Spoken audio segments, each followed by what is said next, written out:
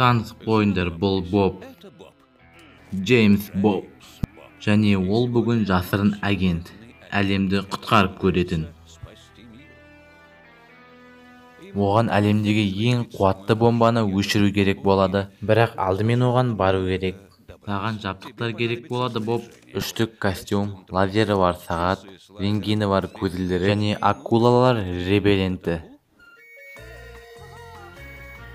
Бобты радардан байқап қалмас үшін оған шамамен 100 метр биіктікке секіруге тура келеді. Сосын минимум 10 күзетшіні талдыру. Бұл үшін ода ұрыс түрінің әртүрлі 36 түрі бар. Сонымен қатар бөлмедегі 120 заттар. Қазір Боб лабораторияға түсу керек. Сол жерде зымыранның ұшуын болдырмайтын қатынас коды сақталады. Абайлырақ Боб, мұнда периметрдің лазерлік қорғанысы бар. Лазер сәулелерін көру үшін арнайы көзілдірікті қолдан.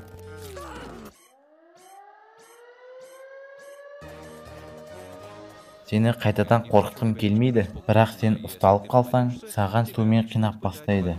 Отпен, темірмен, умен және әрине құшақтаумен. Қорқпа Боб, бұл жағдайда калий цианиді бар ампула сенің мойныңда жасырылған. 30 секундтан кейін өлесің.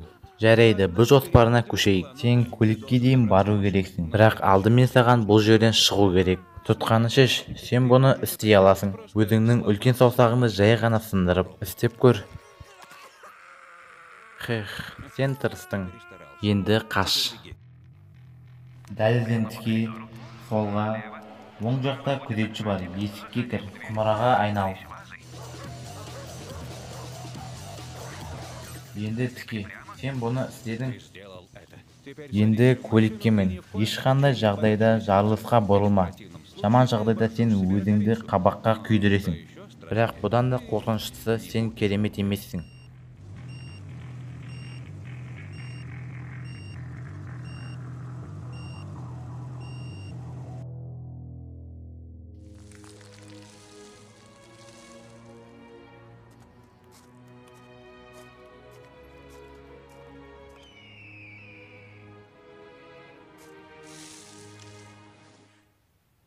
Осы видеоны достарыңа көрсет және каналға тіркел.